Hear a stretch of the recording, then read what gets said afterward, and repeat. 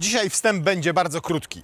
Przed Państwem samochód, który według Lenara, czyli naszego asystenta planu, brzmi jak... jak mam... Operator. Okej. Dzisiaj wstęp będzie bardzo krótki. Przed Państwem samochód, który asystent naszego planu, który sam nazywa siebie drugim operatorem, który brzmi według naszego drugiego operatora jak... Chciałem powiedzieć drugiego operatora. Dzisiaj wstęp będzie bardzo krótki. Przed Państwem samochód, który brzmi według naszego drugiego operatora jak...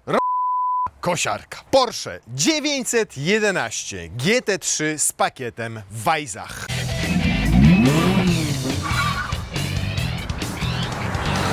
...911 992.2.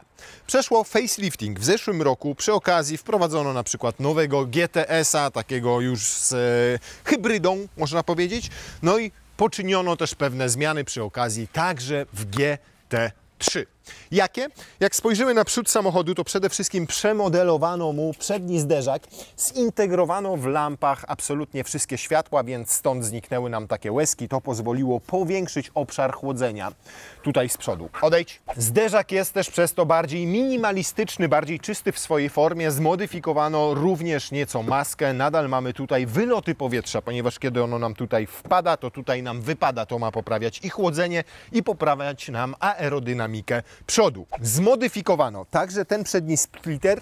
Z boku zmian nie ma żadnych, błotniki te same, drzwi takie same, tylne błotniki takie same. Nieco zmodyfikowano tylny spoiler, tylne skrzydło, o tyle, że ono teraz tutaj ma takie wychodzące na bok te płetwy, więc po tym najłatwiej rozpoznacie z tyłu. W GT3 tej poprzedniej 992.1 mieliśmy proste, tutaj aerodynamika znowu zdecydowała o tym, że robimy takie wyoblone, poprowadzone trochę na zewnątrz. No i mamy też nieco inaczej zrobiony ten tylny dyfuzor, który ma głębsze płetwy, trochę inaczej wygląda. Pozostała centralna, podwójna końcówka wydechu. Tej aerodynamiki, która ma poprawić opływ powietrza wokół całego samochodu, mamy tutaj więcej, bo tu mamy na przykład wyloty powietrza prawdziwe z nadkoli, które zmniejszają turbulencję w samym nadkolu. Podobnie mamy z przodu, bo tu w zderzaku jest wlot, tutaj po boku jest wylot. Dodatkowo jeszcze powietrze, które wpada nam przez chłodnicę, wypada tutaj tymi kratkami po to, żeby też zmniejszyć turbulencję. To, co zmodyfikowano w GT3 tej najnowszej, to także przednie wahacze, ponieważ przeszczepiono je żywcem z wersji RS i są aerodynamiczne, czyli poprawiają przepływ powietrza wokół całego wahacza, wokół całego koła, kierują strumień powietrza na hamulce, co poprawia ich chłodzenie, a jednocześnie zmniejszają turbulencję w całym nadkolu i dodatkowo powodują zwiększenie docisku. Przy 300 na godzinę to aż 40 kg dodatkowego nacisku. To, co jeszcze zmieniono, to te płetwy, które są tutaj w podwoziu, zobaczcie. Kiepsko jest je widać, ponieważ auto ma zawieszenie o 2 cm niższe niż każda inna Carrera, każda inna 911, ale za 16 000 złotych mamy tutaj tak zwany lift przedniej osi. O! I teraz jak nam to się podniosło o jakieś dodatkowe 2-3 cm, to być może zobaczycie te płetwy. O tym mówię. To jest też poprawione, żebyśmy mieli wyprowadzenie powietrza, które wpada tam z przodu pod samochód na boki auta, a nie tam do tyłu. Zobaczcie, jak płaska jest podłoga. Wszystko absolutnie tutaj zabudowano. Jednocześnie, jak modyfikowano tutaj te wahacze, jak przeszczepiano je z RS-ki, to również z RS-ki wzięto stworzeń wahacza dolnego, tego wleczonego, i umieszczono go znacznie niżej. Po co? Po to, żeby samochód przy hamowaniu mniej nurkował niż poprzednia GT3. Silnik również zmodyfikowano. Dostał po pierwsze ostrzejszy wałek, dokładnie taki jak w GT3 RS-ie. Oprócz tego poprawiono, zmodyfikowano chłodnicę oleju, kolektory dolotowe. I wygląda to wszystko tak. To jest wszystko, co możecie tutaj zobaczyć. A szkoda, że nie możecie zobaczyć więcej, bo przede wszystkim z jednego prostego względu. Silnik ma 4 litry pojemności, nie ma oczywiście żadnego turbo. Upchnięto go tutaj z tyłu za tylną osią, jednocześnie z, uwaga, 4 katalizatorami i 2 GPF-ami. Bo to, na czym musiano się skupić podczas wprowadzania tej zmodernizowanej generacji 992, to była emisyjność. Żeby spełniało najnowsze normy, to było konieczne wstawienie tutaj 4 nowych katalizatorów, 2 DPF-ów czy tam GPF-ów również zmodernizowanych. I niektóre z tych katalizatorów widać tutaj. w tym miejscu, zobaczcie, tutaj nie ma rury wydechowej, tylko tutaj jest katalizator, dlatego mamy centralnie umieszczony wydech, bo te katalizatory są po bokach, gdzieś tutaj za silnikiem również upchnięte to wszystko, więc dużym wyzwaniem było zrobienie dobrego chłodzenia tego silnika przy jednoczesnej konieczności tego, żeby on spełnił wszystkie normy emisji spalin. Moc pozostała ta sama, to 510 koni mechanicznych, które osiąga przy, uwaga, 8500 obrotów, a moment obrotowy nieco zmniejszono do 450 Nm z 470 w tej generacji w tej wersji przedliftowej. Te 450 Nm osiąga przy 6250 obrotów, a kręci się do 9000 obrotów ten motorek. Osiągi, przyspieszenie do setki się nie zmieniły. To nadal 3,4 sekundy od 0 do 100, chyba że weźmiecie manuala. Wyobraźcie sobie, że jest nadal dostępny ze sportową skrzynią GT, tak zwaną, manualną. Nie wymaga ona dopłaty żadnej, ale wówczas to przyspieszenie jest gorsze. Gorsze jest również wtedy przyspieszenie od 0 do 200 km na godzinę. Z 7-biegowym PDK, jaki tutaj mamy, to 10,8 sekundy, a z manualem jest sekundę gorszy ten czas. Natomiast zmieniła się prędkość maksymalna. O ile w wersji przedliftowej mieliśmy maksymalnie z pedekiem 318 km na godzinę, to teraz mamy tylko 311 km na godzinę. Skąd niższa prędkość maksymalna? Ano stąd, że skrócono przełożenia w skrzyni biegów o 8%, zarówno tej manualnej, jak i w pedeku, po to, żeby auto jeszcze bardziej było responsywne. Tak samo ten ostrzejszy wałek, który się pojawił w tym silniku, też ma powodować, że te wrażenia z przyspieszania będą jeszcze lepsze. Więc coś za coś. Ma być sprawniejsze, ma szybciej zmieniać te przełożenia. One są krótsze, ale zmniejszyła nam się nieco prędkość maksymalna. Niemniej 311 km na godzinę, umówmy się, to i tak zacny wynik. Drugą rzeczą, jaka zawsze GT3 wyróżniała wśród innych 911, oprócz wolnosącego silnika, była jej masa własna. I rzeczywiście, jeżeli weźmiemy pod uwagę czasy, 4 katalizatory, 2 GPF-y, jeżeli weźmiemy pod uwagę systemy bezpieczeństwa, które musi mieć, to naprawdę jest dosyć lekka, bo waży 1479 kg, czyli nadal poniżej 1,5 tony, chociaż ma 6-cylindrowego boksera o pojemności 4 litrów. Ale tę masę można jeszcze obniżyć o 42 kg. W jaki sposób? Wydając 300 000 złotych. Nie, to nie żart. Uszczuplacie 911 o 42 kg, a swój portfel o 300 000 złotych. Po ponad 7 000 złotych na kilogram. Jak to zrobić? Na przykład zamówić sobie takie felgi. Normalnie one są złote, w naszym przypadku zostały pokolorowane na kolor czarny i kosztują 90 000 złotych. Obniżają masę nieresorowaną całego samochodu o ponad 9 kg. Są kute, z przodu 20-calowe, tutaj 21-calowe. W standardzie mają California Golden, czy tam Golden California, taki kolor, natomiast tu jeszcze zostały polakierowane na czarno, co dodatkowo kosztowało 3500 złotych. 90 000 złotych za felgi magnezowe. To trzeba przyznać, że one nie są z aluminium, tylko są magnezowe, są kute i obniżają masę nieresorowaną pojazdu. Tę masę nieresorowaną pojazdu i całego pojazdu również obniża także to, czyli ceramika, która w naszym przypadku tutaj kosztuje ponad 60 000 złotych, a to dlatego, że ma czarne zaciski. Jak nie ma czarnych zacisków, to jest około 3000 złotych tańsza, czyli niespełna 60 000 złotych, 58. Tarcza z tyłu ma 39 cm średnicy, ta z przodu ma 41 cm średnicy. Tu mamy 6-tłoczkowe zaciski, z tyłu mamy 4-tłoczkowe zaciski. Więc tak jak tutaj patrzymy, tylko felga plus to tutaj 150 000 złotych. Ale również przez to, że mamy tutaj kompozytowo-ceramiczne hamulce, to ta masa nieresorowana nam się obniża, więc jeszcze poprawia nam się prowadzenie. Trzecia rzecz, która odejmuje temu autu 12 kg. 12 kg i kosztuje 122 000 złotych, to jest to. Czyli pakiet Weissach. Weissach to takie miejsce w Niemczech, gdzie Porsche ma swój ośrodek badawczo-rozwojowy i tam powstawało wiele najlepszych w historii jego modeli. Na przykład takich jak 918 Spider i to właśnie w 918 po raz pierwszy pojawił się pakiet Weissach.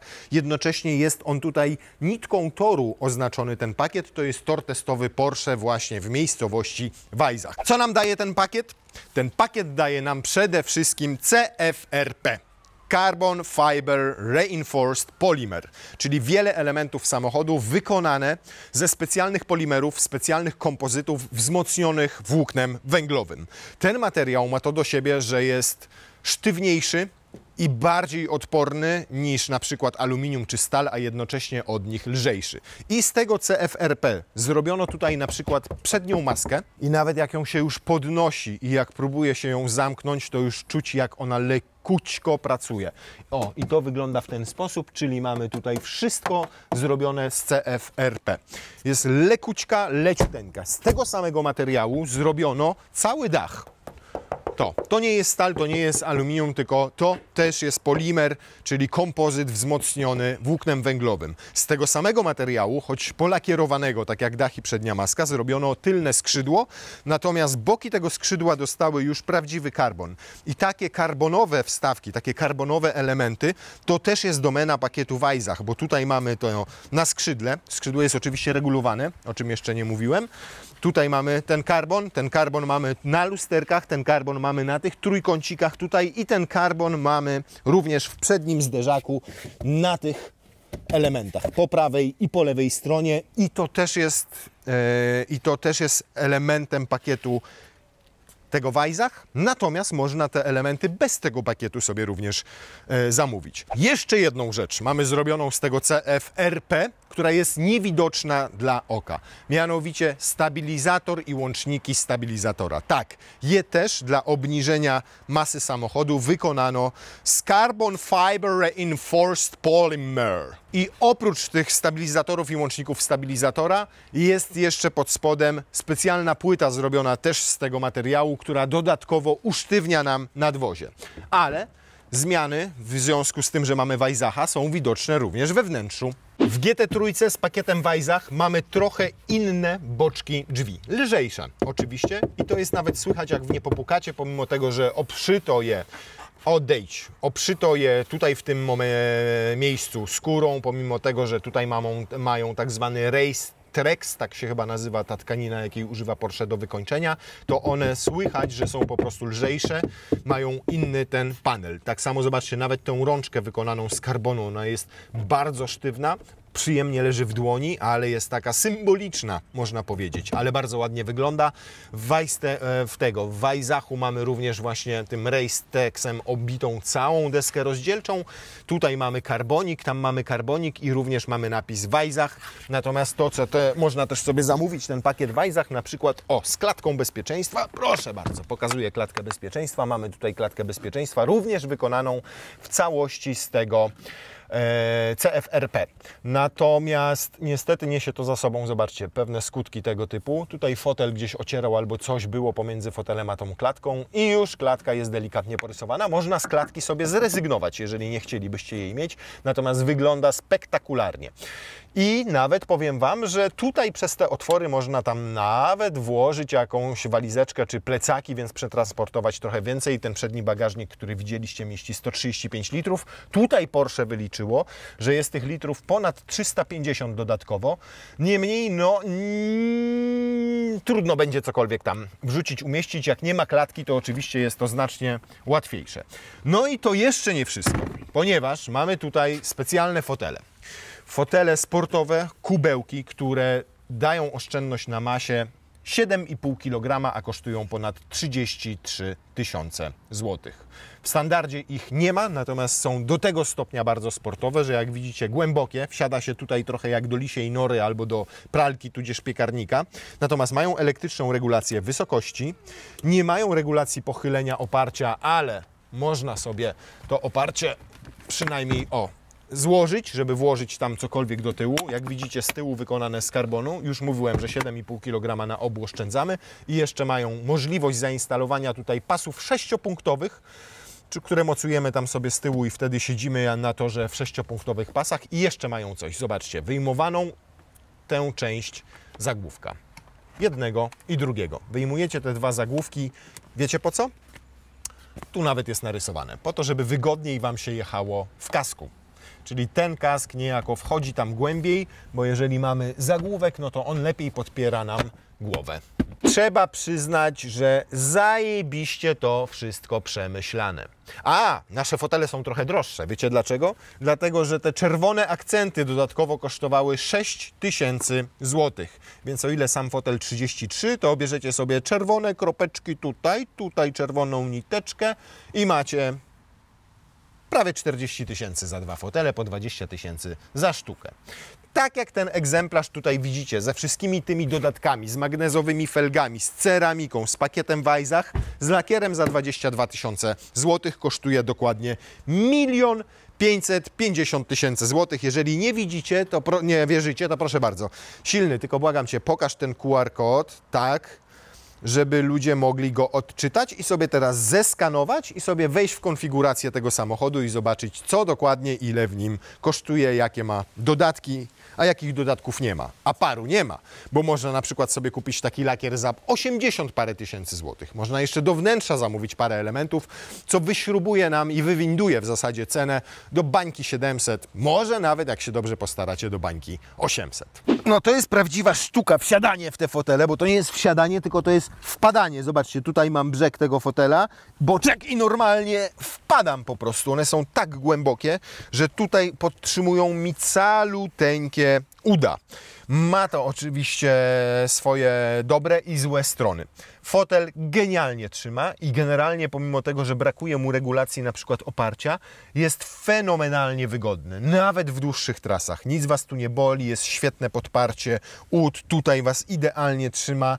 No wsiadanie jest niestety tylko problematyczne i jeszcze problematyczne jest jedno.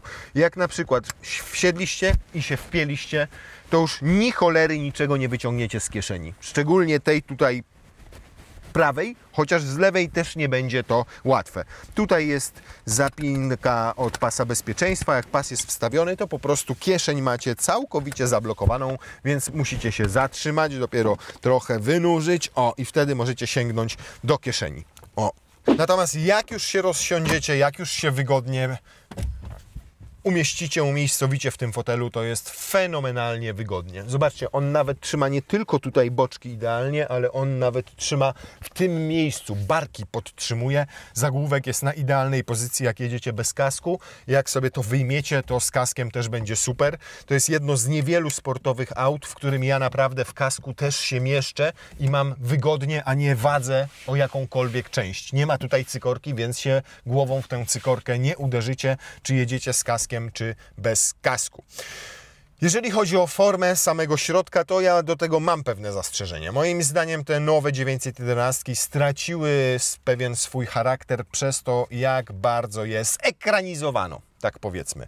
Bo tutaj już nie mamy nawet analogowego obrotomierza. W GT3 nie ma analogowego obrotomierza, tylko jest obrotomierz cyfrowy, bo zegary są w pełni cyfrowe. W 911 GT3, która jest surowym samochodem, która jest mechaniką czystą, znalazł się cyfrowy obrotomierz. No naprawdę można było chociaż jego zostawić w postaci analogowej. Szczęśliwie nie mamy przycisku start-stop, tylko nadal mamy pokrętło do uruchamiania silnika, bo już w nowszych 911, na przykład w GTS-ie pojawił się przycisk start-stop po lewej stronie, a tutaj ciągle mamy taki dzyndzel do odpalania, co przynajmniej tyle. O. Wiecie, co jest też bardzo fajne? Zobaczcie. Uruchamiam samochód, wrzucam skrzynię do jazdy normalnie, D, a on się teraz staczał będzie. Ale tu można do pewnego momentu robić, jak tak szybko naciśniecie nogę na pedale gazu, to nawet w D robicie po prostu przegazówkę. Czyli można na przykład delikatnie jechać do przodu i cały czas sobie robić przegazówki. Auto nie pojedzie do przodu. Dopiero jak dosłownie ułamek sekundy dłużej poczuje samochód, że trzymacie nogę na pedale gazu, to ruszy. Ale jak ruszy, to też pokażę Wam później. No tutaj mamy pochyły ten podjazd, w związku z czym ono nam zjeżdża do przodu, ale normalnie można robić sobie takie przegazóweczki, co jest no bardzo ciekawe. No i też jak mamy w trybie D samochód, teraz, poczekajcie, mamy na R. Widzicie? I on nie jedzie sam, jak zdjąłem nogę z pedału gazu i nogę z hamulca też mam zdjętą. I też mogę sobie robić przegazóweczki i samochód nie ruszy. Dopiero jak chwilkę, tak jakby dłużej potrzymam, to zaczyna jechać do tyłu. Specyficznie w porównaniu z innymi 911 działa ta skrzynia biegów, ale jest to bardzo fajne uczucie i bardzo fajna specyfika. Co jest niefajne? Niefajne jest to, że tutaj mamy ekran i od razu pod tym ekranem mamy tą karbonową półkę. Po pierwsze, ten karbon tu nie sprawia tak dobrego wrażenia jak ten na zewnątrz, a po drugie, żeby cokolwiek tutaj kliknąć w dolnej części tego ekranu, to nie jest łatwo paluchem w to trafić. To trzeba oprzeć ten paluch o to i dopiero tam klikać i to jest takie, tak jakbyśmy tam próbowali dziabać wykałaczką w sam róg. Mamy ten lift wspomniany o kilka centymetrów, o którym już Wam mówiłem, panel klimatyzacji.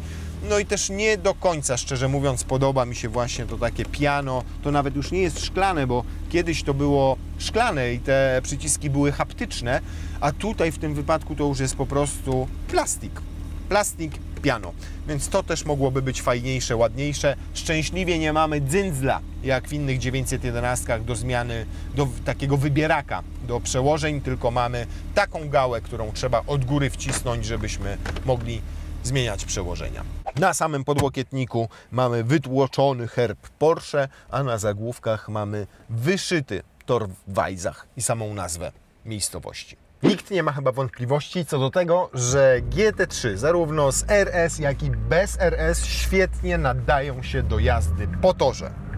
Natomiast nigdy niestety nie nadawały się do jazdy na co dzień i to był problem, bo jak kupujecie auto za bańkę czy za półtorej, to chcielibyście tymi samochodami na co dzień się cieszyć, dojeżdżać choćby kilkadziesiąt kilometrów do roboty. Dlatego dzisiaj nie będziemy sprawdzali, jak ono sobie radzi na torze, tylko czy ucywilizowano je na tyle, że rzeczywiście w codziennej, normalnej jeździe nie będą męczyły, tylko będą nadawały się do tego, żeby poruszać się nimi po gorszej jakości drogach, po szybszej autostradzie albo drodze szybkiego ruchu, ale tak, żeby nie pękały Wam bębenki w uszach. Świetne jest to, o czym Wam już mówiłem, czyli że zatrzymujemy samochód, zdejmuję nogę z pedału gazu, zdejmuję nogę z pedału hamulca i zobaczcie, robię przegazówki, a auto nie drgnie. A wiecie dlaczego? Bo jak zrobię tak, zobaczcie, jak ruszam nim, to on się wkręcił na 5-6 tysięcy obrotów i dopiero wystrzelił. Tu nie potrzebujecie procedury startu, bo on tak jakby ten silniczek sobie wkręca na te 4-5 tysięcy obrotów i dopiero robi strzała. To jest niesamowite. Każde normalne auto, kładziecie nogę na pedale gazu i zaczyna od razu przyspieszać płynnie, a tutaj się zatrzymujecie, kładziecie nogę on stoi w miejscu, nie toczy się nawet, kładziecie nogę na pedale gazu i on się wkręcił najpierw na 5-6 tysięcy obrotów i dopiero pojechał. Coś niebywałego, naprawdę. Niesamowite uczucie i doznanie. I to jest 5-6 tysięcy obrotów, to jest dopiero 60% jego możliwości, bo on idzie na 9 tysięcy i towarzyszą temu naprawdę fenomenalne doznania słuchowe. To jest coś nieporównywalnego z samochodami, które mają silniki uturbione już, kręcą się do 6-7, góra i 7,5 tysiąca obrotów. 9 tysięcy to prawie jak w motocyklu. Jemu dopiero przy 9 zaczyna się czerwone pole. I teraz uwaga, wjeżdżamy na gorszej jakości drogę, na nasze płyty i tak, on jest w cholerę sztywny. On jest do tego stopnia sztywny, że zawieszenie, jak chcecie sobie wybrać, to ma tylko tryby sport albo tryb track. Czyli nie mamy tutaj trybu normal, nie mamy trybu bardziej komfortowego. Ono już z zasady jest sportowe i bardzo sztywne, ale powiem Wam, że też nie jest aż tak sztywne, żeby jazda po takiej drodze powodowała jakiś absurdalny dyskomfort. Nadal czuć, że tam są amortyzatory, że tam są sprężyny, że to wszystko się ugina i pracuje oczywiście w określonym zakresie. No szybciej niż teraz, czyli te 20 km na godzinę tędy nie pojadę, gdzie zwykłymi suwami tutaj zasuwamy po 50-60 na godzinę, a nawet zwykłymi samochodami i nie sprawia im to problemu. To tutaj czuć też jest sztywność nadwozia nieprawdopodobną, że tutaj nic nie pracuje. To jest tak usztywnione, jak tylko mogło być. A jak mam... Ja ma... Okej, dobrze, ale tak jak mówię, no nie jest też tak, że jedziecie i boicie się, musicie ominąć każdą najmniejszą dziurkę, każde najmniejsze łączenie po to, żebyście nie zrobili sobie krzywdy, nie stracili plomb w zębach albo nie złamali sobie kręgosłupa. Czym jeszcze możemy sterować? No oczywiście możemy sobie włączyć sportowy układ wydechowy i rzeczywiście on sporo zmienia. Tam robiliśmy takie przyspieszenie i teraz jeszcze raz Wam pokażę. Znowu się zatrzymujemy.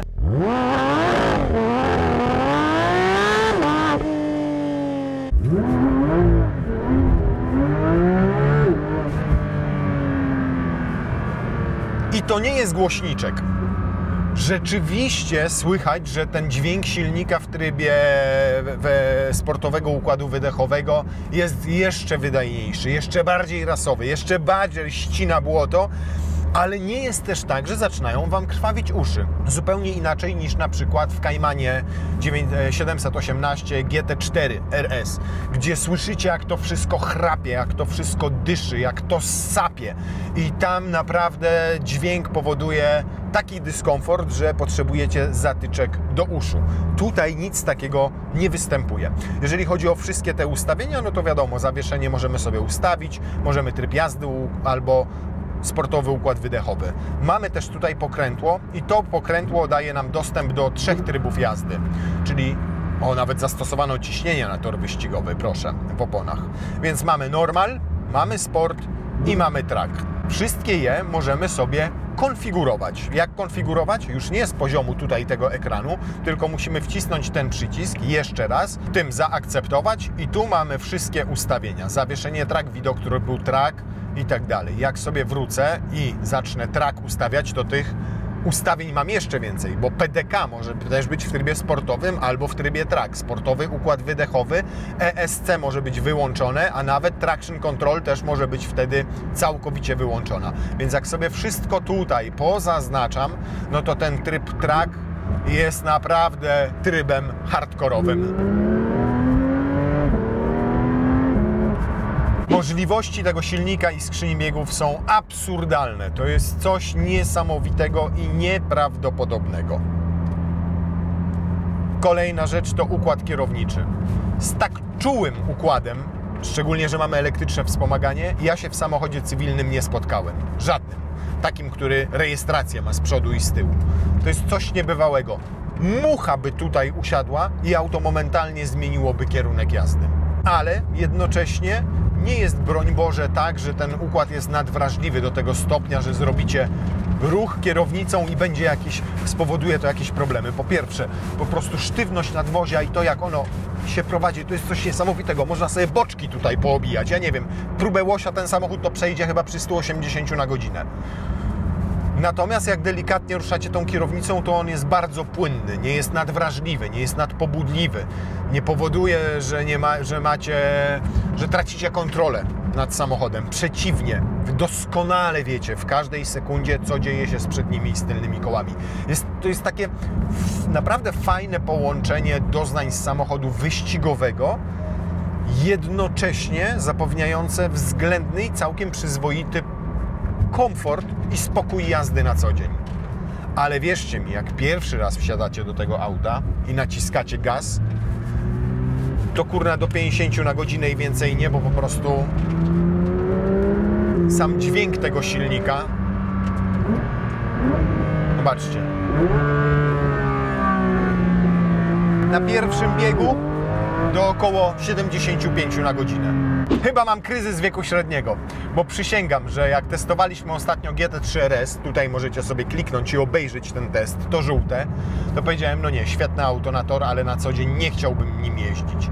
Ten samochód, nową GT3, nieprawdopodobnie tutaj połączono jego wyścigowy, rasowy, sportowy charakter z już pewnego rodzaju taką, kurde no, fajną użytecznością na co dzień. Mamy te 150 litrów bagażnika, mamy za swoimi fotelami jeszcze miejsce na jakieś bagaże. To zawieszenie naprawdę sporo wybacza i nie powoduje na normalnej drodze absolutnie żadnego dyskomfortu.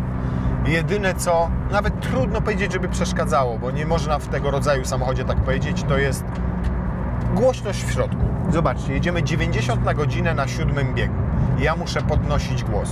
Słyszę wszystkie najdrobniejsze kamyczki, jakie o nadkola się obijają. Silnik przy 90 na godzinę na najwyższym biegu ma już około 2500 obrotów na minutę. To dużo. A jak wjedziemy na ekspresówkę czy na autostradę, to przy 140 to będzie już ponad 4000 obrotów, gdzie większość samochodów ma około 2000 obrotów. Tu w dodatku to wszystko jest dużo bardziej słychać, bo ten silnik macie w zasadzie zaraz za swoimi uszami.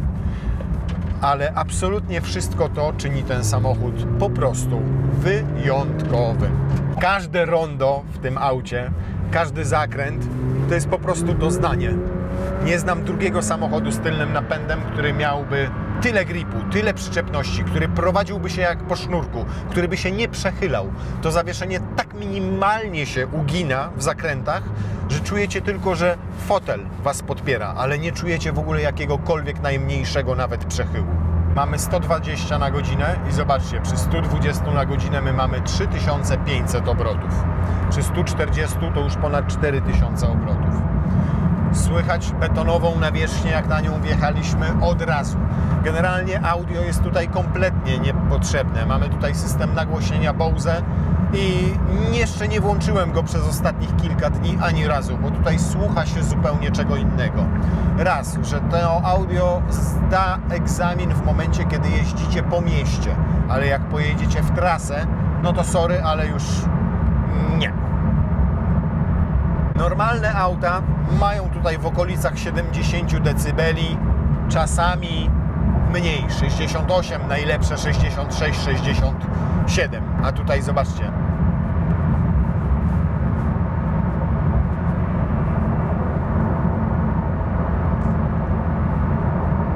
Prawie 80 dB.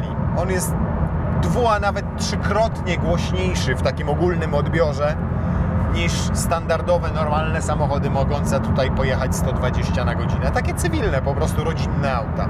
Ekonomicznie też nigdy nie będzie, ponieważ taka jazda 120 km na godzinę oznacza zawsze w przypadku GT3 zużycie paliwa na poziomie 12 litrów. Jak to będzie 140, 150, 160 na godzinę, to już musicie spodziewać się wyników na poziomie 15 litrów. Natomiast potem te wzrosty nie będą już tak duże i przy jeździe niemiecką autobaną, zastrzegam, z prędkościami około 200 km na godzinę zmieścicie się w 20 litrach. Zbiornik można sobie powiększyć do 90 litrów, 1600 zł to chyba kosztuje i wówczas 80 albo 90 litrów macie wtedy. Przepraszam, tego paliwa, więc nie jest też tak, że będziecie musieli co 200 km zatrzymywać się na stacjach benzynowych. Silnego dzisiaj ze mną nie ma, bo tam nie ma kanapy, więc ja Wam bardzo dokładnie pokażę, jaki był wynik przyspieszenia, tak żebyście widzieli, a nie tylko usłyszeli ode mnie.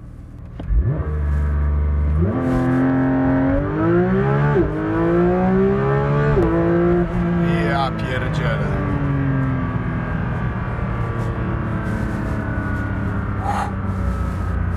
Ile mówiłem? 3,4? No to już pierwszy pomiar 3,47. O kurwa!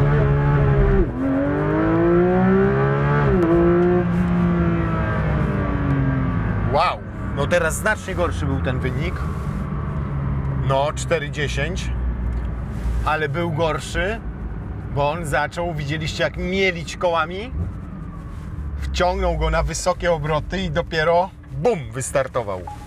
Ten pierwszy pomiar, on go przytrzymał na mniejszych, niższych obrotach. Jak go przytrzymał na niższych obrotach, to wystartował samochód płynniej. Jak tylko głębiej, zobaczcie, teraz oj, na 3.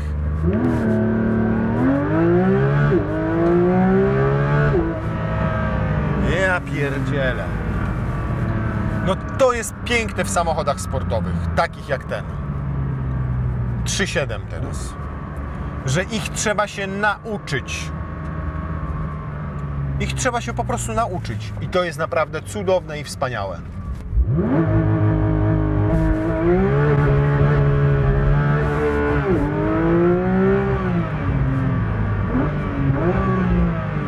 I jeszcze to, że on w takich warunkach mega prostą linię jazdy utrzymuje. To jest niesamowite, wiecie?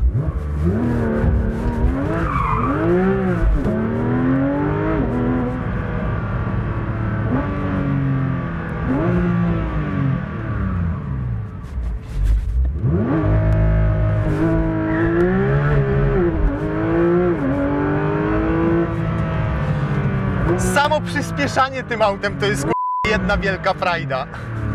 A jeszcze jedną rzecz sprawdzicie. Wiecie jaką? Stoicie sobie na skrzyżowaniu w trybie normalnie. Wszystkie systemy włączone i po prostu chcecie się zmierzyć z kolesiem w Golfie GTI z boku i po prostu wciskacie pedał gazu.